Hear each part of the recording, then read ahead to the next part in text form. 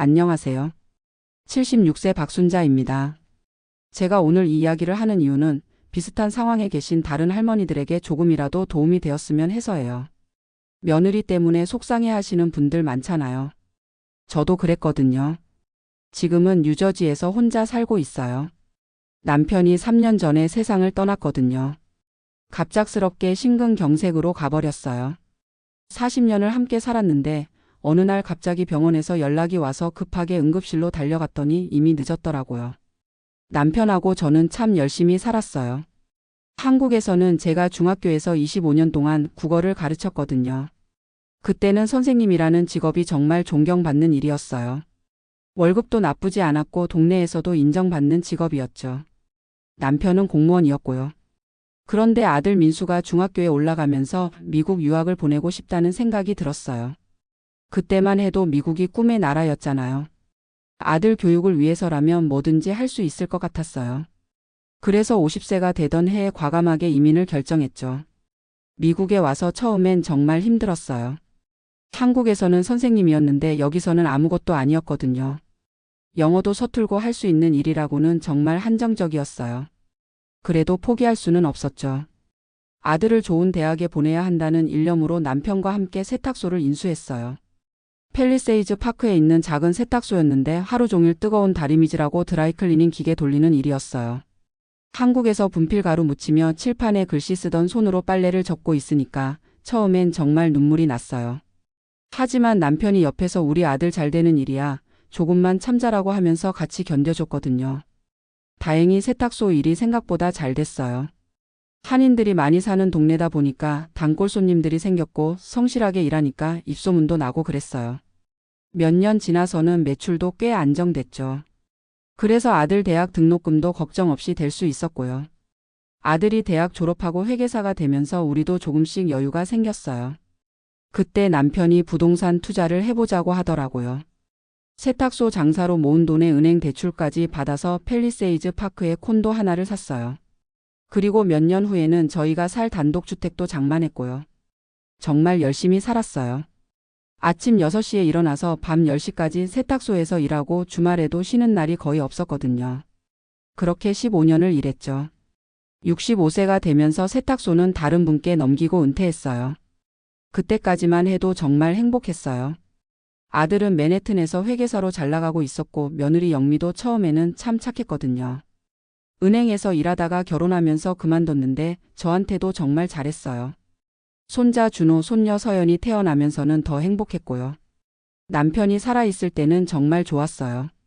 손주들 데리고 공원도 가고 아이스크림도 사주고 한국 음식 해서 먹여주고 그랬거든요. 며느리도 그때는 어머니 정말 감사해요. 아이들이 할머니를 너무 좋아해요라고 하면서 고마워했어요. 그런데 남편이 갑자기 세상을 떠나면서 모든 게 달라졌어요. 장례식 때까지만 해도 며느리가 어머니 이제 저희가 더 잘해드릴게요. 아버지 목까지 저희가 효도할게요 라고 하더라고요. 그 말을 듣고 얼마나 위로가 됐는지 몰라요.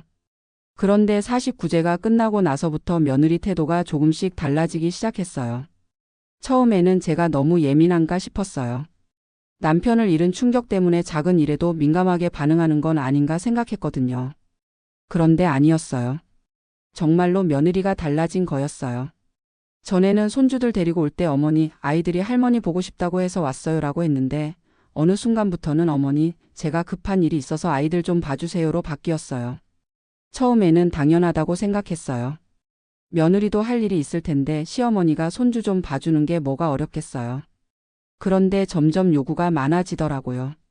주말에만 가끔 오던 게 평일에도 오고 나중에는 거의 매일 와서 아이들을 맡기고 가는 거예요. 그러면서 하는 말이 어머니 아이들이 할머니 집이 좋다고 해요. 여기서 숙제도 하고 저녁도 먹고 갈게요 라고 하는 거예요.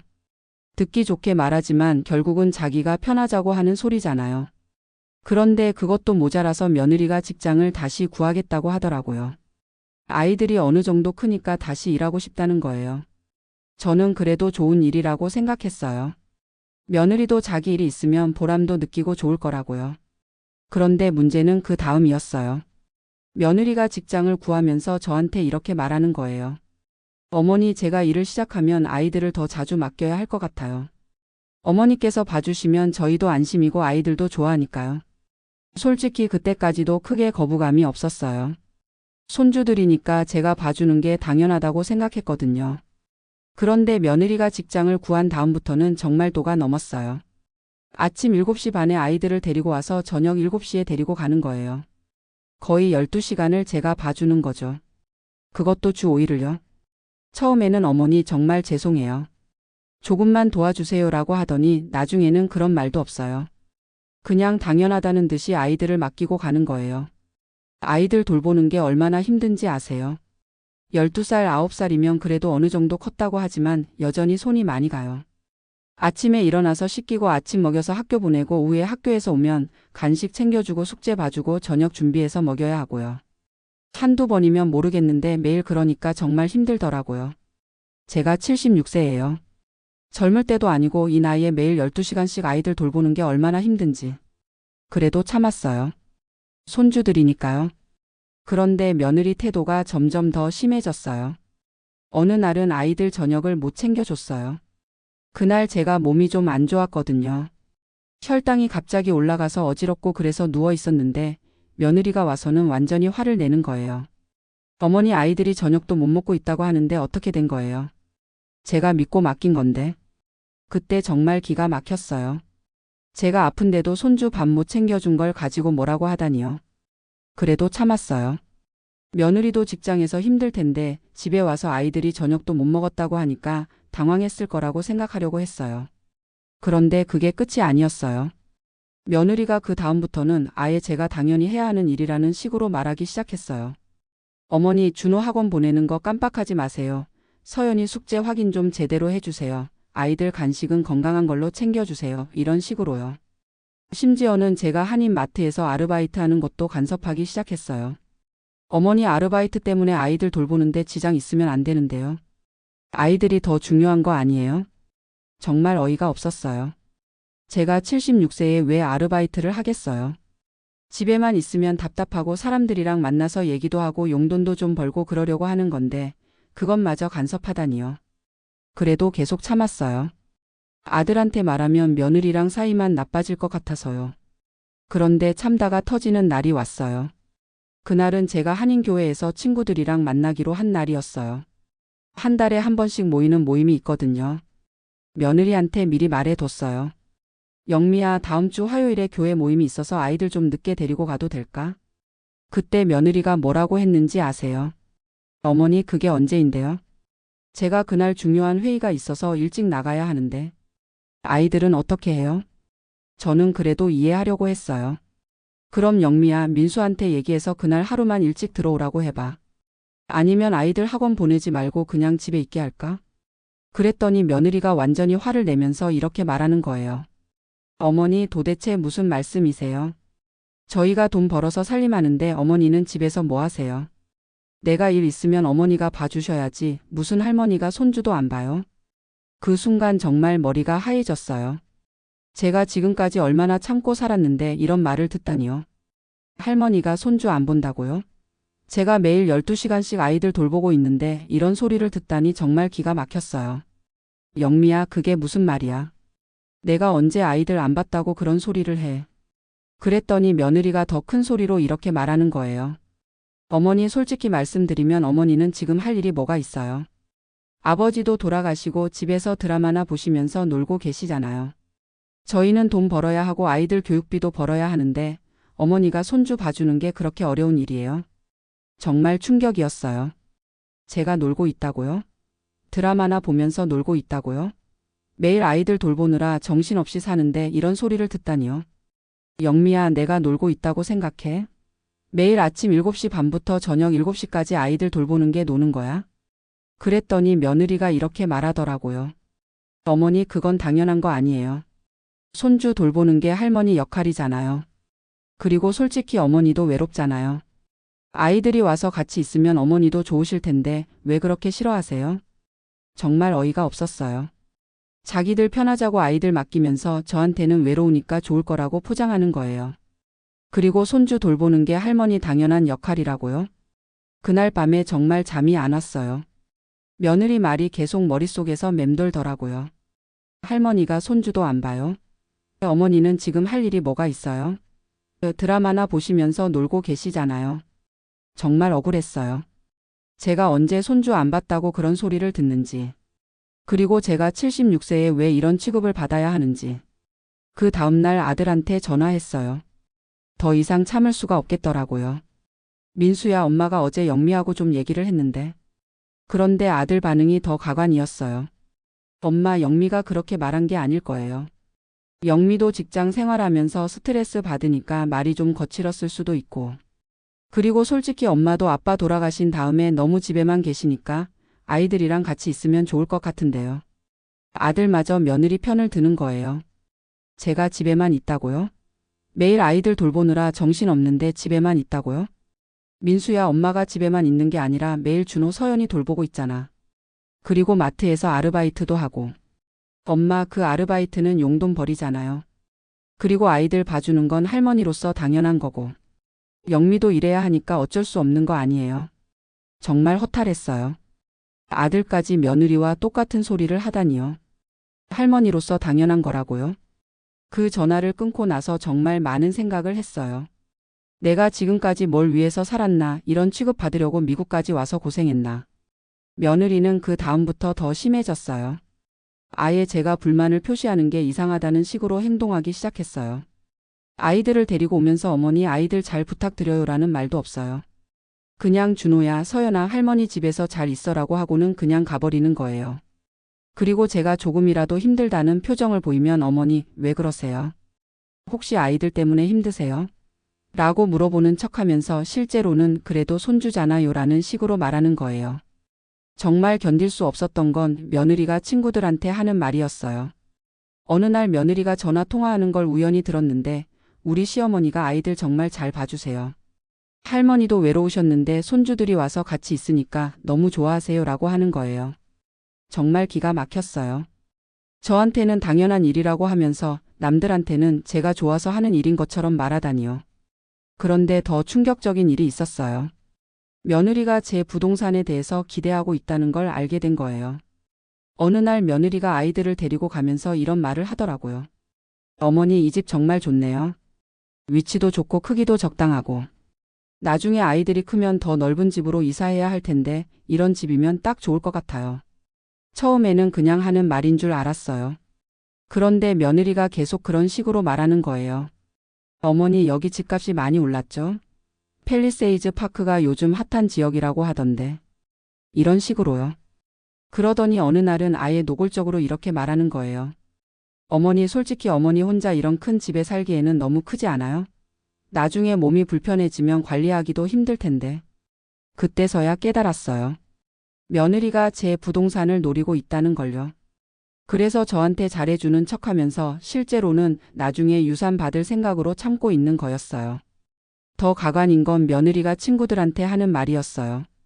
또 우연히 들었는데 우리 시어머니가 부동산을 2채나 가지고 계세요. 여기 집이랑 임대용 콘도까지. 나중에 우리 몫이 될 텐데 지금은 참고 잘해드려야 줘라고 하는 거예요. 정말 충격이었어요. 나중에 자기들 몫이 될 거라고요? 그래서 지금 참고 잘해드린다고요? 제가 죽기를 기다리고 있다는 소리 아니에요? 그날 밤에 정말 많은 생각을 했어요. 내가 죽으면 이 집이 아들한테 가겠지. 그럼 며느리가 이 집 주인이 되는 거고. 그동안 며느리가 저한테 하는 행동들이 다 이해가 되더라고요. 저를 무시하면서도 아예 관계를 끊지는 않는 이유, 손주 돌보는 걸 당연하다고 생각하는 이유, 제가 불만을 표시하면 그래도 가족이잖아요 라고 하는 이유. 다 제 재산 때문이었던 거예요. 그 다음날 며느리가 또 아이들을 데리고 왔는데 이번에는 정말 도가 넘었어요. 제가 한인마트에서 아르바이트하는 날이었거든요. 미리 말해뒀는데도 그냥 아이들을 데리고 온 거예요. 영미야, 오늘 내가 마트 나가야 한다고 했잖아. 그랬더니 며느리가 이렇게 말하는 거예요. 어머니, 그 아르바이트가 그렇게 중요해요? 한 달에 $800 버는 게. 아이들이 더 중요한 거 아니에요? 그리고 어차피 어머니는 연금도 나오고 임대 수입도 있잖아요. 굳이 나가서 일할 필요가 있어요? 정말 기가 막혔어요. 제 돈 사정까지 다 파악하고 있으면서 아르바이트는 필요 없다고 하는 거예요. 그럼 저는 집에서 아이들만 봐주고 살라는 소리예요? 영미야, 그게 무슨 소리야? 내가 일하는 게 뭐가 문제야? 어머니, 문제가 있다는 게 아니라 솔직히 아이들 돌보는 게 더 중요한 일 아니에요? 어머니가 나가시면 아이들은 누가 봐요? 그러면서 며느리가 결정적인 말을 했어요. 어머니 어차피 나중에는 다 우리 것 될 텐데 지금 굳이 그런 힘든 일 하실 필요 없어요. 그냥 집에서 편하게 계시면서 손주들이랑 시간 보내세요. 그 순간 정말 머리에 피가 거꾸로 솟는 것 같았어요. 어차피 나중에는 다 자기들 것이라고요. 그러니까 저는 죽을 때까지 아이들만 봐주다가 죽으면 재산은 자기들이 가져가겠다는 소리잖아요. 영미야, 지금 무슨 소리를 하는 거야? 그랬더니 며느리가 당황한 표정으로 어머니 그게 아니라 제 말 뜻이 그런 게 아니에요라고 하면서 얼버무리려고 하더라고요. 하지만 이미 늦었어요. 며느리의 속마음을 다 들어버렸거든요. 나중에 다 자기들 것이 될 거라는 말을 들어버렸으니까요. 그날 밤에 잠을 못 이뤘어요. 며느리 말이 계속 머릿속에서 맴돌더라고요. 어차피 나중에는 다 우리 것. 이 말이 계속 들려오는 거예요. 그래서 결심했어요. 더 이상은 이런 취급 받으면서 살 수 없다고. 제가 죽을 때까지 며느리 눈치 보면서 손주 돌봄 도구로 살다가 죽으면 재산은 며느리가 가져가게 할 수는 없다고요. 그 다음날 아침에 부동산 중개업소에 전화했어요. 한인 부동산 중개사한테요. 안녕하세요. 집을 팔려고 하는데 상담 좀 받을 수 있을까요? 어머니 어떤 집을 파실 건가요? 단독주택하고 콘도 둘 다요. 중개사가 깜짝 놀라더라고요. 어머니 두 채를 다 파시겠다고요? 혹시 다른 곳으로 이사 가시는 건가요? 네, 아파트로 이사할 생각이에요. 그래서 바로 그날 중개사가 집을 보러 왔어요. 단독주택은 75만 달러, 콘도는 45만 달러 정도 받을 수 있을 것 같다고 하더라고요. 총 120만 달러네요. 어머니 시장이 좋을 때 파시는 거네요. 두 채 다 상태도 좋고 위치도 좋아서 금방 팔릴 것 같아요. 그래서 바로 매물로 내놨어요. 집을 치우고 깨끗하게 정리해서 사진도 찍고 온라인에도 올리고 그랬어요. 며느리는 아직 아무것도 모르고 있었어요. 여전히 매일 아이들을 데리고 와서 맡기고 가고 그랬거든요. 그런데 이상한 건 제가 매물로 내놓고 나서부터는 며느리 눈치 보는 게 전혀 스트레스가 안 되더라고요. 곧 여기서 벗어날 거라는 생각 때문인지 마음이 한결 편해졌어요. 일주일 정도 지나서 첫 번째 구매자가 나타났어요. 콘도를 보러 온 젊은 부부였는데 마음에 들어한다고 하더라고요. 가격도 45만 달러에 합의했고요. 그리고 2주 후에는 단독주택도 구매자가 나타났어요. 역시 한인 가족이었는데 학군이 좋다면서 75만 달러에 사겠다고 하더라고요. 계약서에 사인하는 날 정말 떨렸어요. 이 집에서 20년 넘게 살았는데 이제 정말 떠나는구나 하는 생각이 들면서 한편으로는 서글프기도 하고 한편으로는 후련하기도 하고 그랬어요. 하지만 돌이킬 수는 없었어요. 더 이상 며느리한테 당하면서 살 수는 없었거든요. 계약이 끝나고 집에 와서 시니어 아파트를 알아보기 시작했어요. 팰리세이즈 파크에서 가까운 곳에 시니어 전용 아파트가 몇 군데 있더라고요. 월 렌트가 3,000달러 정도인데 관리비 포함해 식사도 제공하는 곳이었어요. 며느리는 여전히 아무것도 모르고 있었어요. 매일 아이들 데리고 와서 어머니 아이들 잘 부탁드려요라고 하고 가고 그랬거든요. 그런데 부동산 거래가 진행되면서 이제 정말 이사 날짜를 정해야 했어요. 콘도는 다음 달 15일에 클로징하고 단독주택은 그 다음 주에 클로징하기로 했거든요. 그래서 시니어 아파트에 입주 신청을 했어요. 다행히 빈방이 있어서 바로 입주할 수 있다고 하더라고요. 이사 날짜도 부동산 클로징 날짜에 맞춰서 정했고요. 이제 정말 며느리한테 말해야 하는 순간이 왔어요. 더 이상 숨길 수가 없었거든요. 이사하는 날까지 2주밖에 안 남았으니까요. 그날도 며느리가 아이들을 데리고 왔는데 평소와 똑같이 어머니 아이들 잘 부탁드려요라고 하고 가려고 하더라고요. 영미야, 잠깐만. 할 얘기가 있어. 며느리가 조금 귀찮다는 표정을 지으면서 어머니 무슨 일이세요? 저 회사에 늦어요. 앉아봐. 중요한 얘기야. 며느리가 마지못해 안더라고요. 어머니 빨리 말씀해 주세요. 영미야, 내가 이사를 가기로 했어. 며느리가 잠깐 멍한 표정을 지었어요. 네? 이사요? 어디로요? 시니어 아파트로 가려고 해.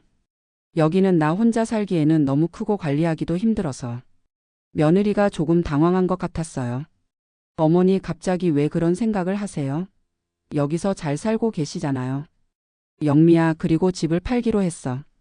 그 순간 며느리 얼굴이 완전히 변했어요. 네? 집을 팔아요? 갑자기 왜요? 이 집도 팔고 콘도도 팔기로 했어. 둘 다 이미 계약 끝났고 다음 달에 클로징이야. 며느리가 완전히 얼굴이 하얘지더라고요. 어머니 잠깐만요. 이게 무슨 소리예요? 집을 언제 내놓으셨어요? 저희한테 상의도 없이요? 상의? 내 집인데 왜 너희한테 상의를 해야 해? 그러자 며느리가 완전히 화를 내기 시작했어요. 어머니 이게 말이 돼요? 저희가 모르게 집을 팔아버린다고요? 그럼 저희는 어떻게 해요? 너희는 왜? 너희는 너희 집이 따로 있잖아. 어머니 그게 아니라. 아이들은 어떻게 해요? 아이들이 할머니를 얼마나 좋아하는데 갑자기 멀리 가시면 어떻게 해요? 며느리가 아이들을 핑계로 대더라고요. 하지만 저는 이미 며느리의 속마음을 다 알고 있었어요. 영미야, 솔직히 말해봐. 아이들 걱정이야? 아니면 내 재산이 날아가는 게 걱정이야? 며느리가 깜짝 놀란 표정으로 어머니 무슨 소리예요?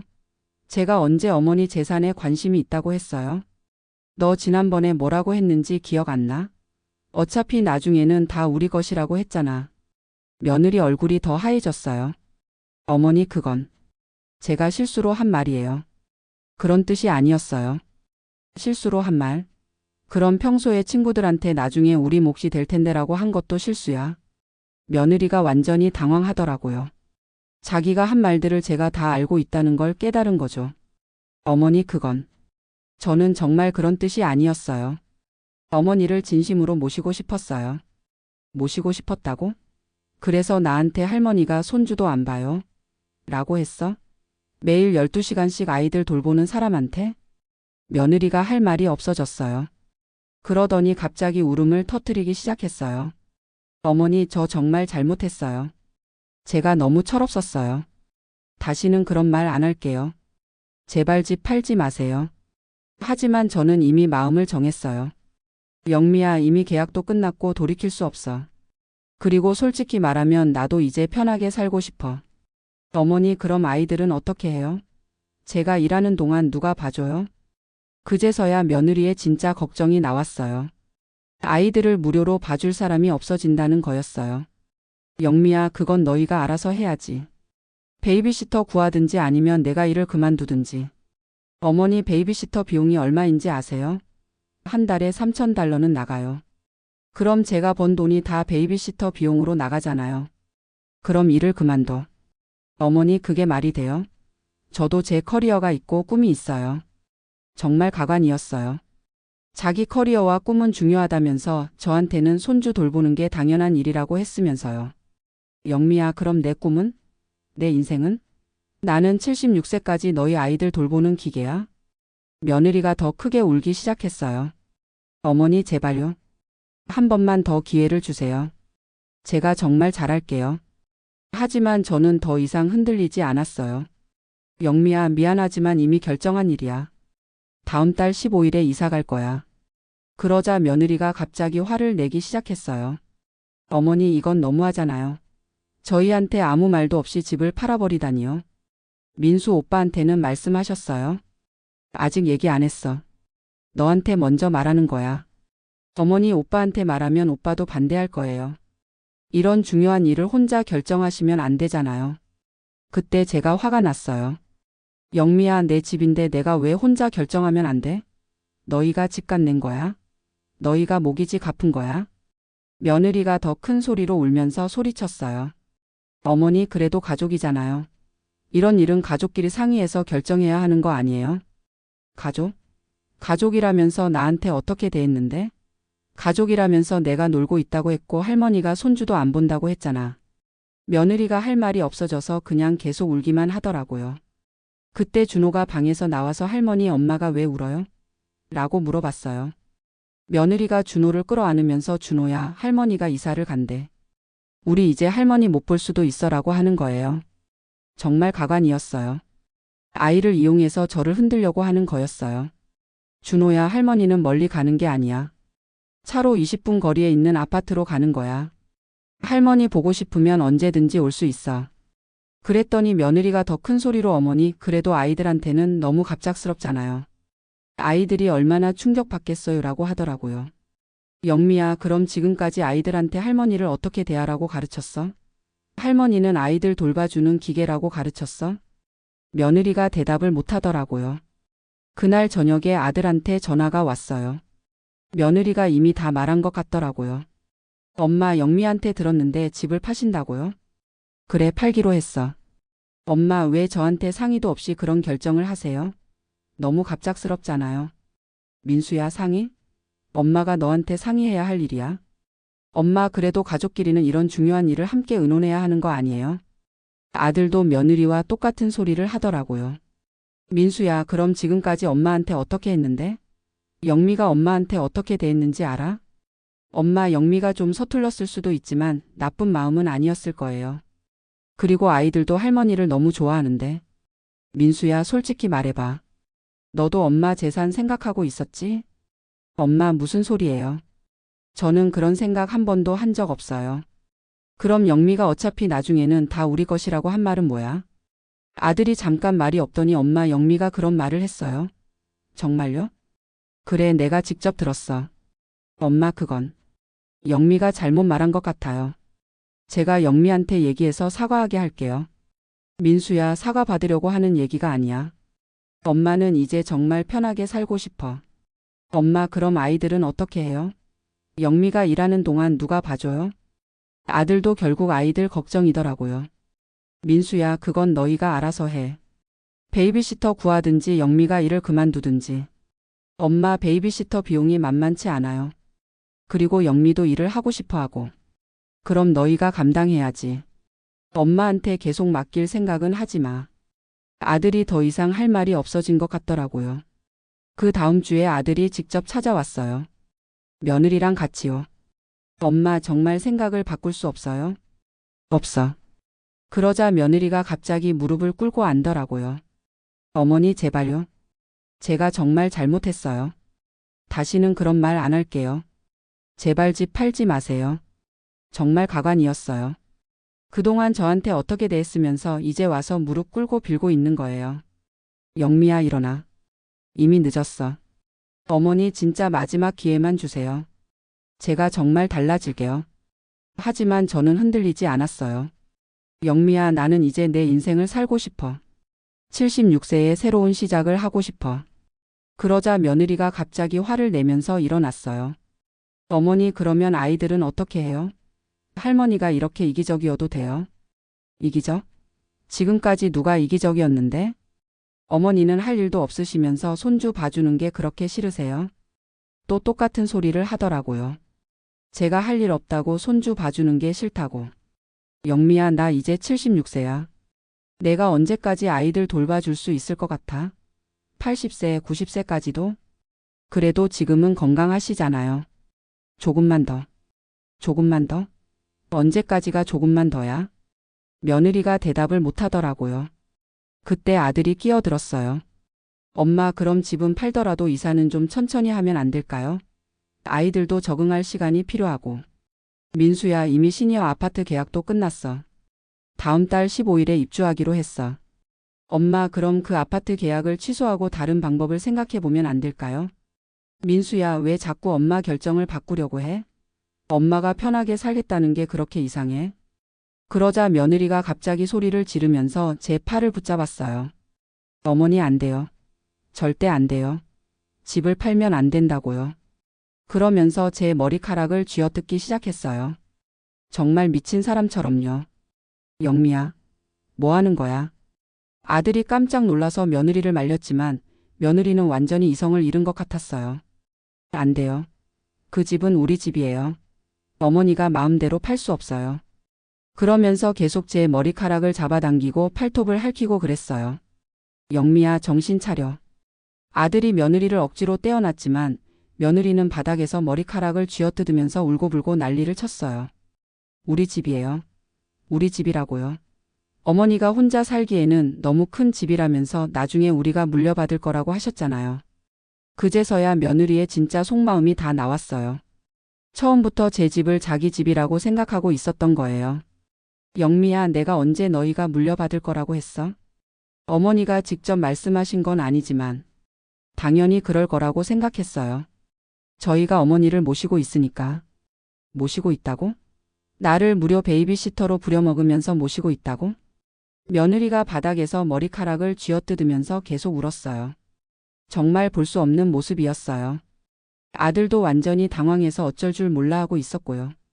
민수야, 이게 내 와이프의 진짜 모습이야. 평소에는 착한 척하다가 돈 문제만 나오면 이렇게 변하는 거야. 아들이 할 말이 없어 보였어요. 그날 밤에 며느리가 아이들을 데리고 가면서 마지막으로 이렇게 말했어요. 어머니 후회하실 거예요. 나중에 혼자 아파트에서 외롭게 지내시면서 저희가 그리우실 거예요. 정말 뻔뻔한 소리였어요. 자기들이 저를 어떻게 대했으면서 나중에 그리워할 거라고 하다니요. 영미야, 나는 외롭더라도 자유롭게 사는 게 낫겠어. 너희 눈치 보면서 사는 것보다는. 그렇게 며느리는 아이들을 데리고 갔어요. 준호와 서연이가 뒤돌아보면서 손을 흔들었는데 정말 마음이 아팠어요. 아이들한테는 죄가 없는데. 하지만 돌이킬 수는 없었어요. 이미 결정한 일이고 이게 저한테는 최선의 선택이었거든요. 부동산 클로징 날이 다가왔어요. 콘도부터 먼저 클로징하는 날 중개사와 함께 변호사 사무실에 갔어요. 어머니 혹시 마음이 바뀌신 건 아니시죠? 중개사가 마지막으로 확인해 봤지만 저는 확신했어요. 아니에요. 팔 거예요. 서류에 사인하면서 정말 후련했어요. 45만 달러가 제 통장에 들어왔거든요. 일주일 후에는 단독주택도 클로징했어요. 75만 달러까지 합쳐서 총 120만 달러가 생겼어요. 이 돈이면 시니어 아파트에서 30년은 편하게 살 수 있을 것 같았어요. 이사하는 날 혼자서 짐을 쌌어요. 40년간 모은 살림살이들을 정리하니까 정말 감회가 새로웠어요. 남편이랑 같이 쓰던 물건들, 아들이 어렸을 때 쓰던 물건들. 하지만 아쉬워할 시간은 없었어요. 이제 새로운 시작이니까요. 시니어 아파트는 정말 좋았어요. 깨끗하고 현대적이고 다른 할머니, 할아버지들도 많이 계시고요. 식당에서 식사도 제공해주고 다양한 프로그램도 있고요. 무엇보다 좋은 건 아무도 저한테 뭔가를 요구하지 않는다는 거였어요. 제가 하고 싶은 걸 하고 쉬고 싶을 때 쉬고 나가고 싶을 때 나가고. 정말 자유로웠어요. 며느리한테서 몇 번 전화가 왔어요. 어머니 어떻게 지내세요?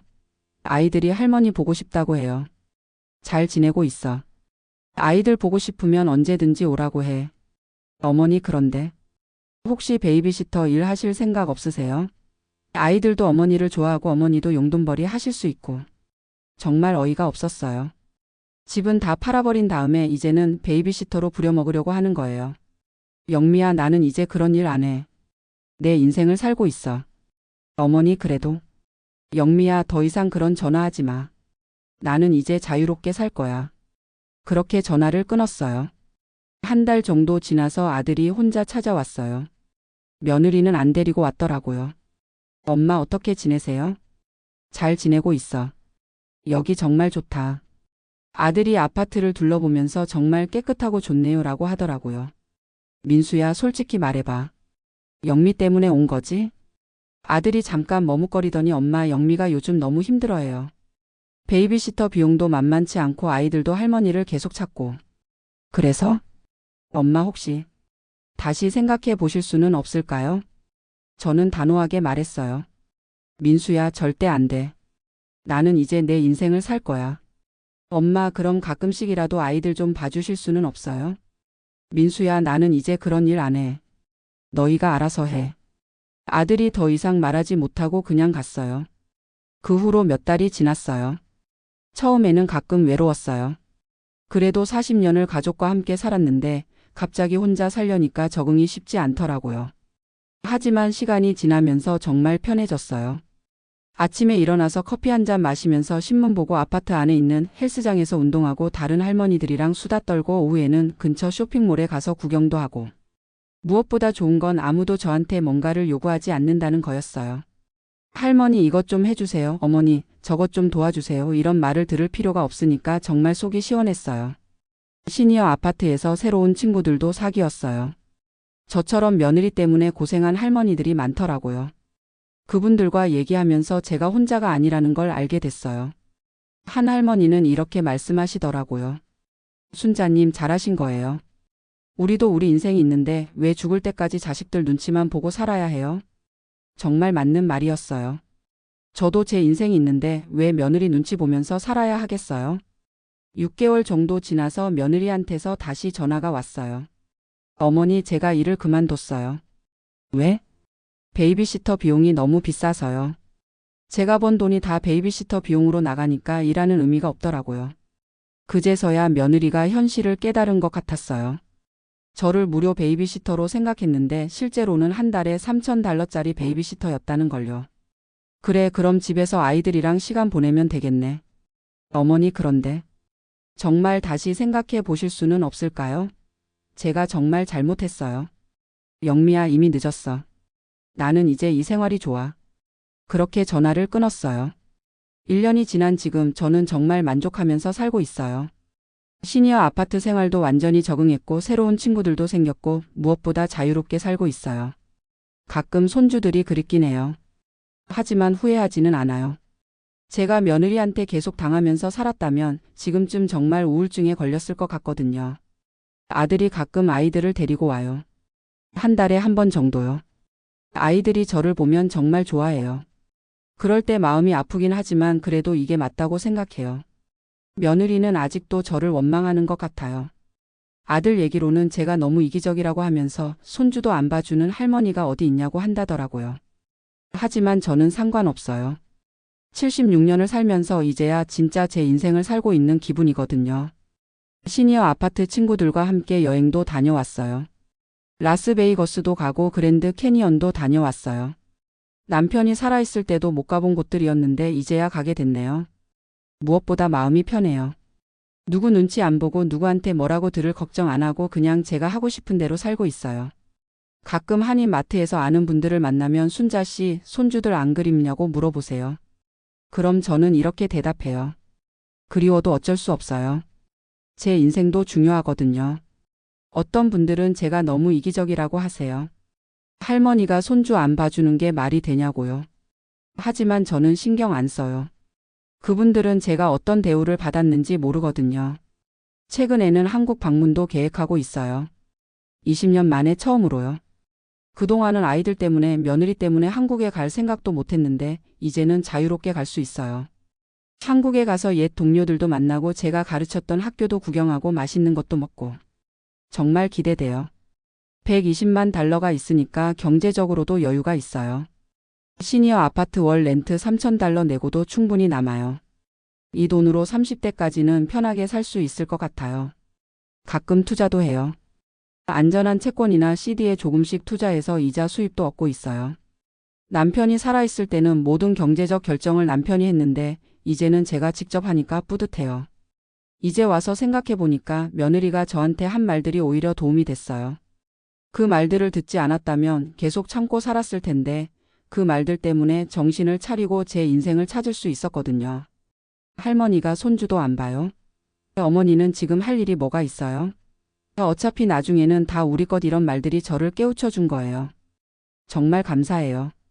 며느리한테요? 그 말들이 없었다면 저는 지금도 며느리 눈치 보면서 매일 12시간씩 아이들 돌보면서 무료 베이비시터로 살고 있었을 거예요. 지금 제 나이가 76세예요.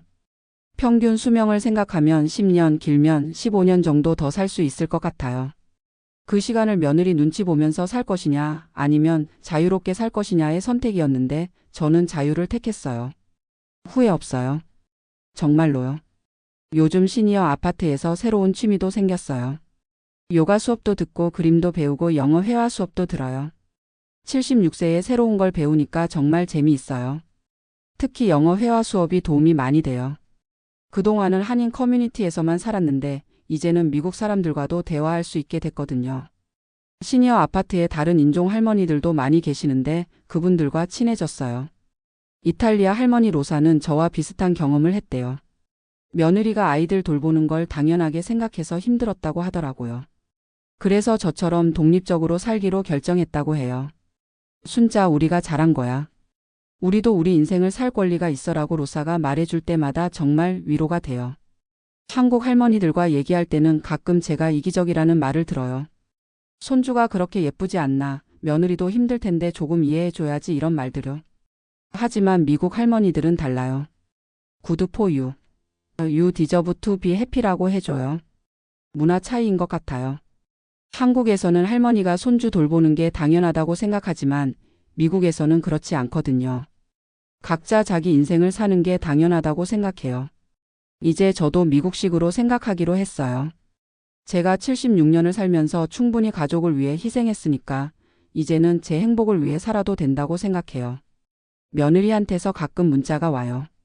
아이들 사진을 보내면서 어머니가 그리워한다고 해요라고 하는데 저는 그냥 건강하게 잘 커라라고만 답장해요.